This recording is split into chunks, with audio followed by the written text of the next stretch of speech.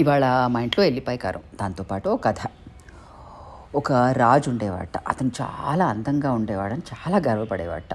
రోజంతా అద్దంలోనే చూసుకుంటూ ఉండిపోయేవాడట. అసలు ప్రజల్ని పట్టించుకునేవాడే కాదట. ఓసారి ఓ దేవుడు అటు వెళ్తుంటే చూసి చాలా కోపమొచ్చి ఈయనకేదైనా శిక్ష వేయాలి అని కొమ్ములు ఇచ్చేసాడట. రాజు ఉదయం లేవగానే తలపై 2 కొమ్ములు కనిపించాయట. భయపడిపోయి అతని రాజక్షౌరకుడిని రమ్మన్నట్ట. వచ్చి చెప్పాట, ఈ కొమ్ములు ఎలాగైనా దాచేయాలంటే ఆ క్షౌరకుడు రహస్యాన్ని దాచేశాడు కానీ పొట్టలో పెట్టుకోలేక ఎవరికన్నా చెప్పాలని చింత చెట్టుకు చెప్పాట. ఆ చింత చెట్టు కొన్ని రోజులు అయిన తర్వాత పడిపోతే దాంతో డప్పు తయారు చేశారట. ఆ డప్పు వాయిస్తుంటే రాజ్యంలో ఆ డప్పు నుంచి పాటలు బదులు రాజుకి కొమ్ములు వచ్చాయి, రాజుకు కొమ్ములు వచ్చాయి అని వినిపించిందట. అందరూ నవ్వారట. రాజు సిగ్గుపడుతూ అడవిలోకి వెళ్ళిపోయాట. అక్కడ ఒంటరిగా ఉండడం వల్ల ఏమో పశువులకు సహాయం చేసి పక్షులకు సహాయం చేసి మనసు మృదువుగా మారి గర్వం మొత్తం పోయిందట.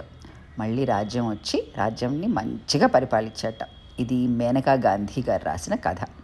అంతవరకు అన్నదాత సుఖీ భవ.